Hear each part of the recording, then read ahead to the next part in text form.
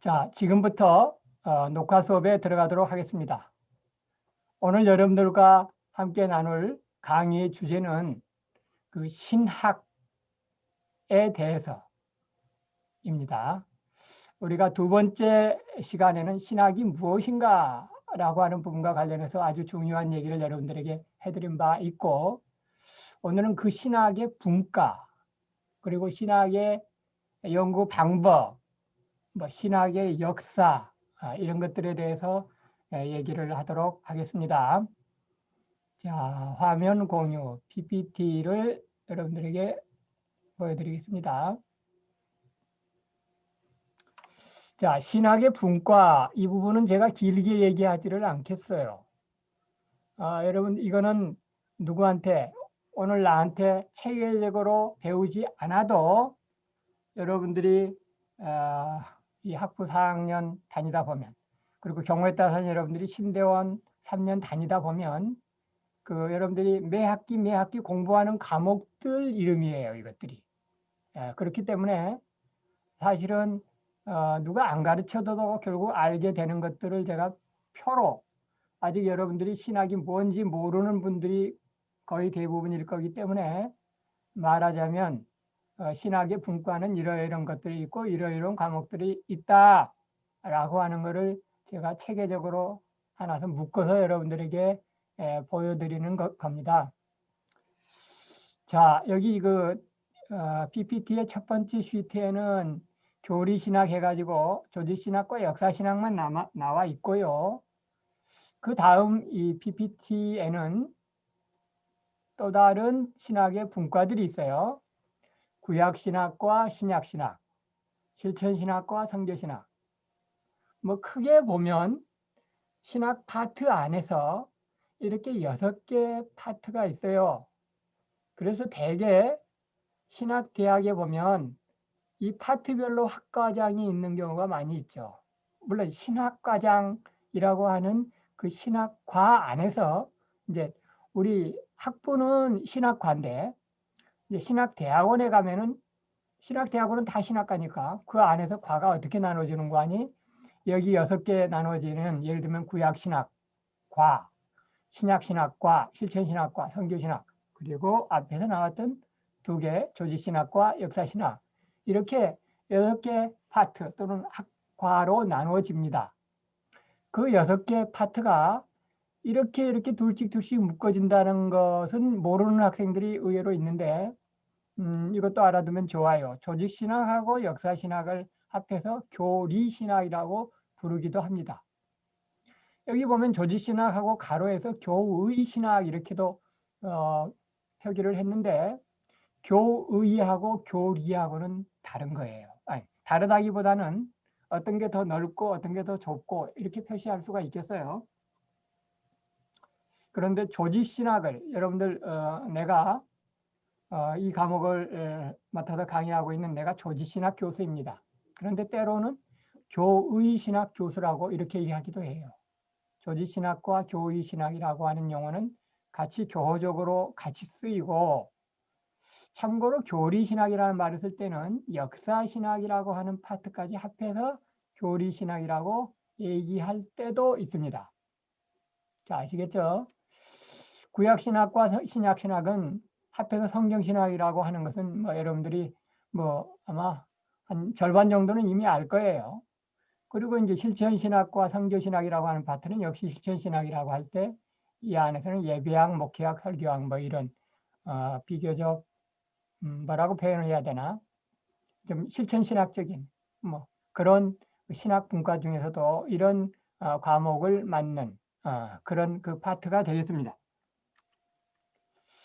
자, 그래서 예를 들어서 조직신학 과목 안에는 여기 편의상 7과목을 써놨어요. 신학서론이라고 하는 것부터 시작해가지고 종말론까지 7과목을 써놨는데 이 7과목이 조직신학 중에서도 중요한 7과목 이렇게 얘기를 하고, 이제 박경영 박사 같은 경우는 이 7과목에 대해서 각 과목별로 책을 한 권씩 쓰셨죠. 그런데 조직신학에는 이 7과목만 있는 것이 아니고 또 다른 과목들이 많아요. 그리고 예를 들어서 그 다른 과목이라고 하면 뭐 변증학이라는 과목도 있고 현대신학이라고 하는 과목도 있고 여러분들이 2학년 올라가면 공부하게 될 기독교 윤리라는 과목이 있는데 기독교 윤리라는 과목도 이 조지신학 안에 들어가 있어요. 그래서 그리고 이 조지신학이라고 하는 과목은 다른 파트보다 굉장히 과목이 많고 그 다루는 영역이 많아요. 예, 역사신학 또는 이 성경신학이나 실천신학 말고 또 공공신학이라고 하는 파트가 요즘에 이제 새롭게 관심 있는 분야가 공공신학인데 이건 뭐냐면 신학과 정치, 신학과 사회, 신학과 환경을 믹스해가지고 신학을 전개하는 거예요. 그 요즘에 좀 많이 좀 관심이 좀 집중된 그런 분야인데 이 공공신학, 이 정치 사회는 사회과학 쪽이고 환경은 좀 그 기술과학 이과에 해당하는 그런 부분이지만 하여튼 이 공공신학하고 관련된 부분을 또 다루는 파트가 때로는 이렇게 별도로 분과로 떨어져 있기도 하고 조지신학 안에 들어가 있기도 해요. 그리고 또 이제 기독교 철학이라는 파트 있잖아요. 기독교 철학이라는 파트도 어떤 대학에서는 기독교 철학과가 별도로 따로 있는 학과도 있지만 그렇지 않은 경우에는 기독교 철학까지도 여기 조지신학 파트에서 가르치는 경우가 있어요. 자, 그런데 여기 보면 위에 보면 좁은 의미의 신학은 신론이다. 이거는 제가 두 번째 시간에 이미 강의한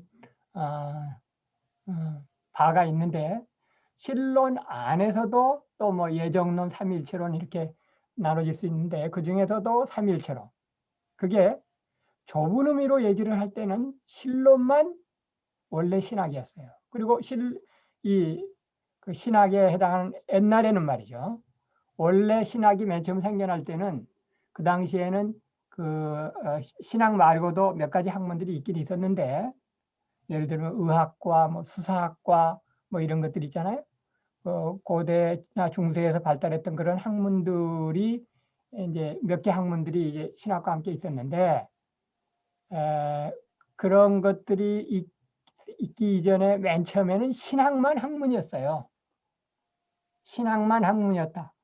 그 얘기를 여러분들에게 어떻게 얘기를 하면 여러분들이 더 확실히 알아들을 수 있을까 생각을 해보니까 맨 처음에 대학이 어떻게 생겼나? 중세 이탈리아에서 최초로 대학이 생겨날 때 그 대학이 생겨난 것은 수도원 안에서 생겨났어요. 신학을 잘 가르치기 위해서. 그 대학의 시작이 신학을 잘 가르치기 위한 것이었고 그 그때 신학이라고 할 때는 신론, 하나님과 관련된 학문, 특히 삼위일체론이 신학이었고 다른 것들은 사실은 주변 학문이었다고. 주변 학문이라기보다는 거의 기술이었어요. 기술. 그렇잖아요. 예를 들면 법학도 기술이고 오늘날 경영학 또는 컴퓨터 공학, IT 이런 것들은 다 기술 이제 지금은 이제 기술 학문이라고 얘기하는데 처음에는 그런 것들은 학문들도 아니었죠, 사실은. 그리고 이제 오직 학문이라고 하는 것들은 몇 개 영역들만 있었는데 원래 좁은 의미에서는 이 삼위일체론만 신학이다.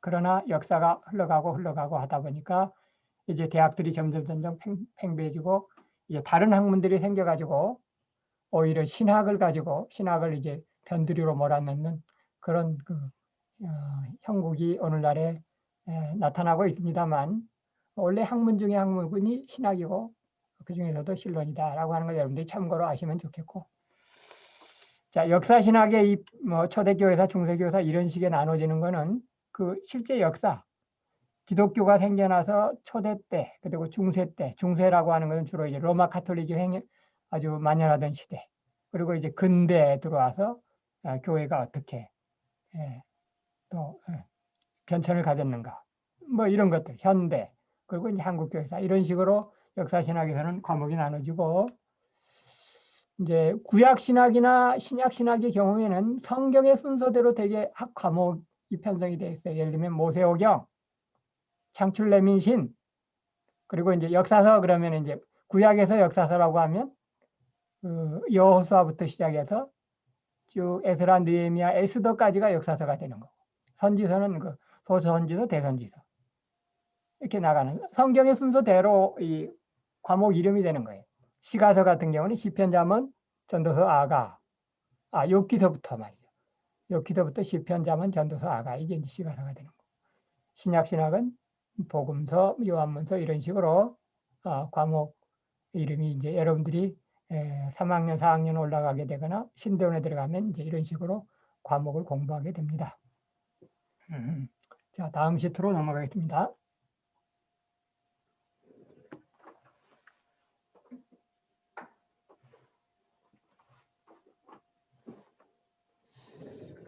자, 신학의 연구 방법이에요. 신학의 연구 방법은 한마디로 말해서 일반 학문과는 다르다.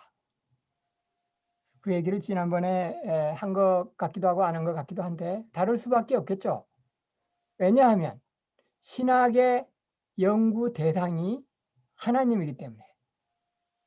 물론 오늘날에는 이제 그 하나님뿐만이 아니고 하나님과 관련된 것들을 공부하는 것도 이제 신학이라고 이제 인정을 해주긴 하지만 원래 신학의 대상은 하나님이신데 하나님을 우리가 연구할 수가 없잖아요. 성경 말씀을 가지고 하나님께서 이렇게 말씀하셨구나 그렇게 안 할 수는 있지만 일반 학문에서 생각하는 대로 분석하고 관찰하고 실험하고 할 수가 있는 게 아니잖아요. 그러니까 그 대상이 하나님이시기 때문에 공부하는 방법이 다를 수밖에 없어요. 신학의 연구 방법은 일반 학문의 연구 방법과 다를 수밖에 없다라고 하는 거죠. 그 다른 그 일반 학문의 방법을 그 귀납적인 방법 이렇게 얘기를 합니다. 여러분들이 아마 얘기를 들었을 수도 있고 이 얘기를 처음 듣는 학생도 있겠는데 아마 들어본 학생들도 많이 있을 거예요. 귀납적 방법이 뭐고 연역적 방법이 뭔가. 적어도 일반적으로 얘기해서 귀납적인 방법이라고 하는 것은 결론을 미리 딱 정하지 않고 최종 결론은 관찰과 실험을 통해서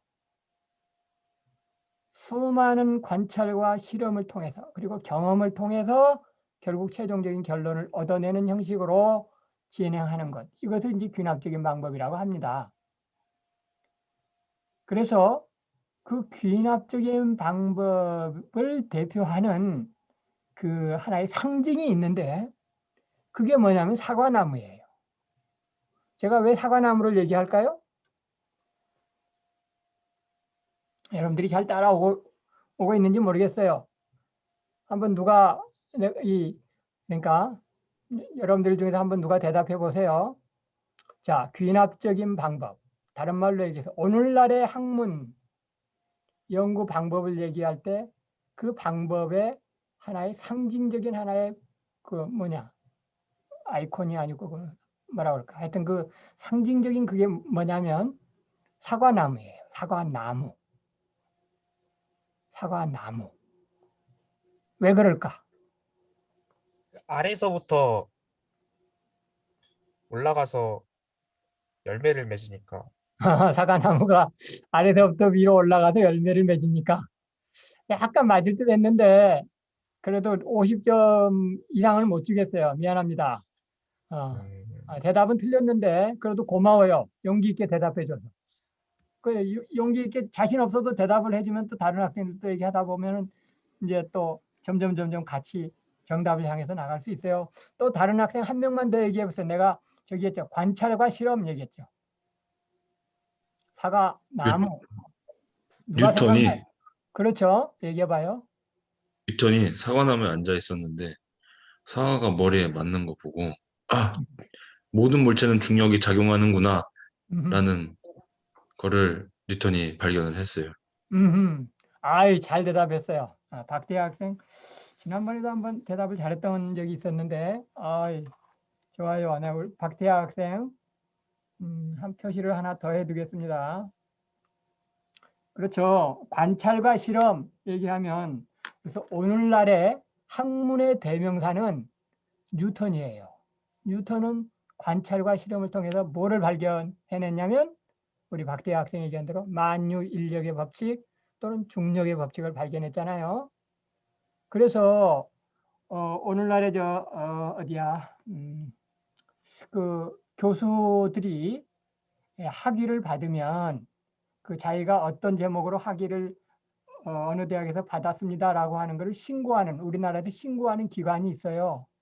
그 기관 이름이 네, 갑자기 생각이 안 나는데 그 모든 교수들이 자기의 박사 학위를 신고해야 되는 그 기관의 그 상징이 사과나무예요.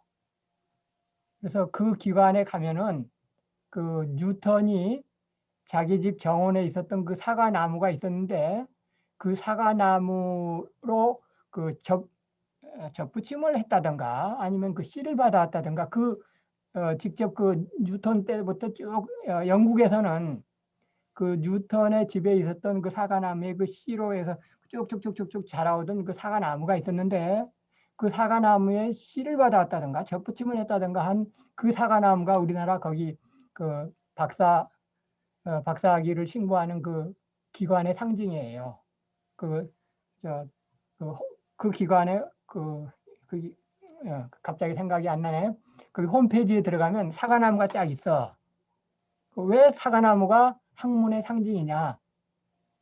만유인력을 법칙을 발견한 그 뉴턴이 이 귀납적인 방법, 다른 말로 얘기해서 수많은 관찰과 실험을 통해서 진리를 발견해냈다 이거죠. 모르겠어요. 뉴턴이 나무 위에 올라가 있다가 떨어지는 나무를 봤는지 우리가 박대하 학생이 아주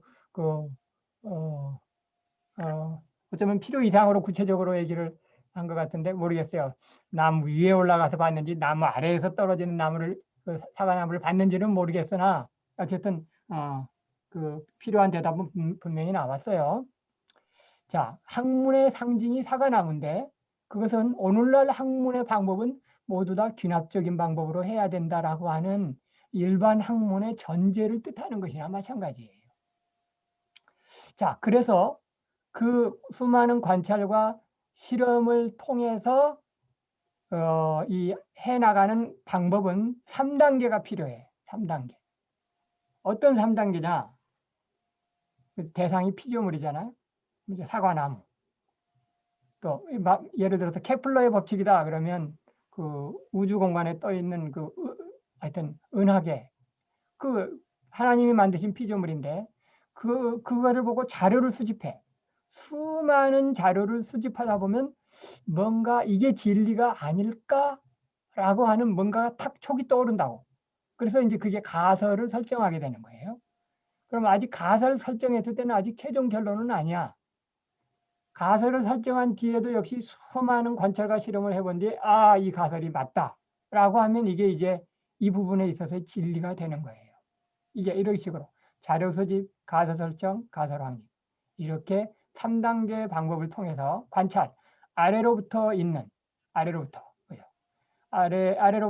사과나무 또는 그 하나님께서 만드신 은하계 천체 이걸 관찰하는 거예요. 이게 귀납적인 방법인데 예를 들면 이 귀납적인 방법, 이 3단계 방법을 하다가 진리가 안 된 게 있어. 그 중에 이제 여러분들이 아실 수 있는 게 있는데 그게 뭐냐면 진화론이에요.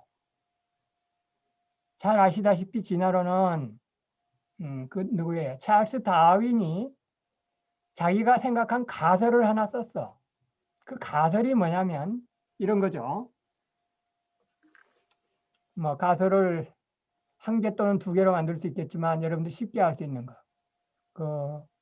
모든 생물은 자연도태의 방식으로 진화한다라고 하는 거예요. 자연도태의 방식으로 진화한다라고 하는 가설이죠. 그래서 자연도태 그 과정에서 적자가 아니면 적당한 적자 생존해내지 못하면 도태해버리고 만다. 그렇게 해서 점점 진화한다. 라고 하는 것이 다윈의 진화론의 가설인데 자기 딴에는 수많은 자료를 수집해가지고 가설을 세웠어요. 모든 생물은 진화한다. 적자 생존이라는 방법으로 또는 자연도태 방법으로. 그런데 그것이 최종적인 결론으로 그러면 진리가 됐느냐? 그거는 아니에요. 진화론은 결코 진리가 아닙니다. 다만 찰스 다윈 이래 진화론자들이 지금까지 주장해 오고 있는 하나의 가설일 뿐이에요. 그리고 그 가설은 결국 옳지 않다는 걸 우리는 알고 있죠. 우리는 어떻게 하느냐? 우리는 하나님의 말씀에서 이미 답을 알아요.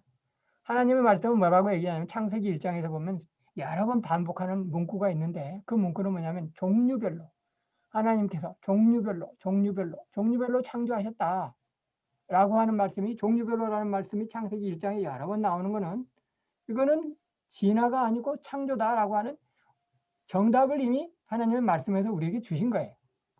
그렇기 때문에 진화론은 하여튼 진리는 아니지만 하여튼 일반적인 귀납적인 방법은 이런 식으로 3단계로 진행을 하는데 그러면 신학은 어떻게 하느냐? 신학은 그 대상이 피조물이 아니니까 그 대상이 연구하는 대상이 하나님이신데 하나님은 영적인 존재신데 어떻게 만질 수도 없고 관찰할 수도 없잖아요.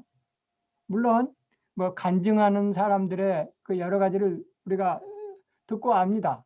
뭐 새롭게 하소서라고 하는 프로그램 보면 요즘에 상당히 은혜롭게 진행을 하던데 그 간증한 사람이 만난 하나님이에요. 그런데 그거는 그건 진리는 아니잖아요. 아, 하나님께서 이 사람에게는 이렇게도 나타나시는구나. 또 다른 사람에게는 또 다르게도 나타나신다. 그러니까 그 한 사람의 그 간증을 가지고 그 하나님에 대한 뭐 관찰과 실험을 했다라고는 할 수는 없고 다분히 말씀에 입각해서 성경 말씀에 하나님께서 이렇게 자신을 계시하셨으니까 오늘날에도 이렇게 계시하실 수 있겠구나. 우리가 그거를 연역적으로 추론해서 알 수 있는 것이지 일반적인 학문처럼 관찰과 실험을 통해서 할 수 있는 건 아니다. 그래서 이것은 연역적인 방법으로 하는데 연역적인 방법, 다른 말로 얘기하면 계시 중에서도 제일 중요한 여러분들이 가지고 있는 중요한 계시는 요한복음이라고 내가 얘기를 했죠. 사도 요한이 계시를 받았어요. 그러니까 지금 사도 요한이 요한복음을 쓰기 전에 지금 어떤 상태였는가를 생각해 보시면 사도 요한이 계시를 받았어요. 또는 반모섬에 가서 요한계시록도 쓰고 그랬잖아요. 그런데 그의 생에 그가 죽기 전에 자기가 받은 계시를 글로 쓴 게 이제 요한복음인데 그 위로부터 받은 거예요. 위로부터 받은 건데 하나님에게로부터 그 요한복음이라든가 요한계시록을 받을 때 위로부터 받은 건데 자, 그러면 이걸 어떻게 받느냐? 결코 3단계 방법으로 한 것이 아니라 먼저 말씀을 수집하고 이건 2단계예요. 2단계. 자료 수집이 아니고 말씀 수집. 말씀을 잘 보니까 이전에 하나님께서 이렇게 역사하신 적이 있으시네. 그러면 앞으로도 그렇게 역사하실 수 있는 거예요. 자, 말씀을 수집하고 그 다음에 진리 확립으로 곧장 나아가. 3단계가 아니고 오히려 2단계라고. 그러니까 어떻게 보면 뭐 쉬울 수도 있는데 어떻게 보면 또 그게 또 어려울 수도 있는 거고. 이거를 어떻게 하면 이제 객관화하고 어떻게 하면 학문화할 수 있느냐라는 것이 또 하나의 숙제이긴 하지만 하여튼 얘기할 수 있는 것은 신학의 연구 방법은 일반 학문과 다르다라고 하는 걸 여러분들이 아주 중요한 주제로 삼으실 수 있기를 바랍니다. 일반 학문은 귀납적인 방법으로 하고 신학은 연역적인 방법으로 한다라고 하는 겁니다. 자, 여기까지 하고 쉬도록 하십시다. 자, 그러면 신학을 하는데 그러면 연역적인 방법만 하느냐? 그거는 아니고 귀납적인 방법도 필요해요. 그런데 그 주된 방법이. 그러니까 어떻게 보면 요한복음에 비교해서 공관복음, 마태, 마가, 누가복음은 어느 정도 연역적으로 진행을 하다가 예수 그리스도께서 하나님이시라는 것을 결국 나중에 얘기를 하는 것이나 마찬가지예요. 그래서 이제 공관복음 같은 경우에는 요한복음하고 비교해 보면 그 진행이 귀납적이긴 하지만 그래도 결국은 하여튼 일반 세상 학문에 비해서는 공관복음도 역시 연역적인 성격이 상당히 거기에 깃들어져 있는 거죠. 자, 여기에 보면 그 밑에 이제 여러분들 중에 이제 질문이 있을 수 있기 때문에 제가 밑에 잠깐 했습니다. 이거 뭐냐면 여러분들이 이제 학교 생활하다 보면 그 이제 동아리 또는 서클 그 모집을 하고 그러는데 그 우리 동아리는 성경 공부를 귀납적으로 하는 성경 공부입니다. 라고 하면서 그 성경 공부 모집하는 그 그 단체가 있어요. 예를 들면 뭐 이름을 얘기해도 괜찮겠죠. 뭐 프리셉트 성경 공부 뭐 이런 것들이 있어요. 또 다른 연구팀도 있지만 그러면서 그 프리셉트 성경 연구 에서는 우리는 성경 공부를 귀납적으로 합니다. 이렇게 얘기를 해요.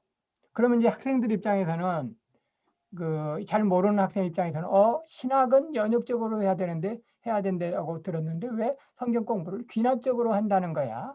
이런 질문이 있을 것 같아서 여기에 대한 그 답변을 여러분들의 그 질문을 예상해서 내가 이제 한 가지 더 얘기를 해드린다면 원래 신약은 연역적으로 해야 하지만 그 기술적인 부분들 성경 공부도 어느 정도는 기술적인 부분이에요. 성경 이제 오늘날 성경 신학자는 학자죠. 그러나 이제 최초의 그 신학이 생길 때는 성경 그 연구자들은 어떤 부분에서 이제 기술적으로 탁월한 자들이었다고요. 기술적인 부분이에요. 뭐 주석하고 뭐 이런 것들 있잖아요. 주의하고 이런 것들. 그건 기술적인 부분들은 귀납적으로 해도 좋다. 이제 얘기를 했고, 그래서 그럼 귀납적인 성경 공부는 어떻게 하느냐? 그 귀납적 성경 공부 그 팀에 들어가서 보면 그 3단계예요. 관찰, 묵상, 적용이라고 하는. 아까 우리 저기도 3단계였죠. 자료 수집, 가설 설정, 가설 확립.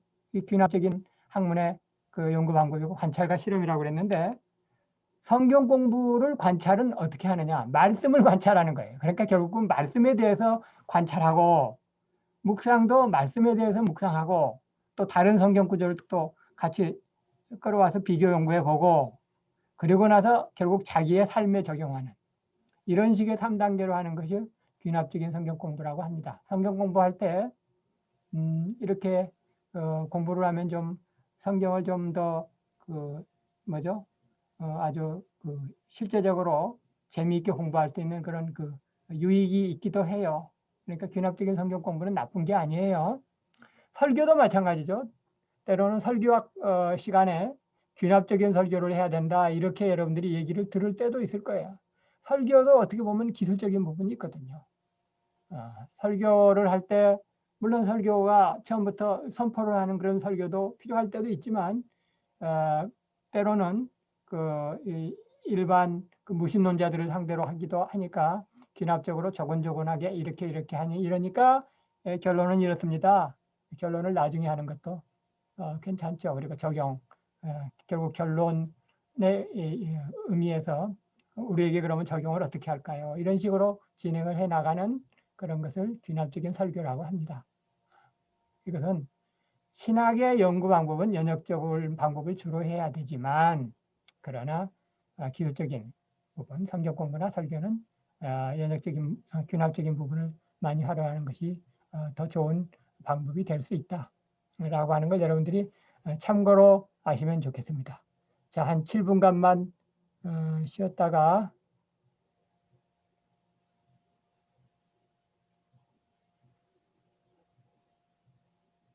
7분간 쉬었다가 계속 진행하도록 하겠습니다.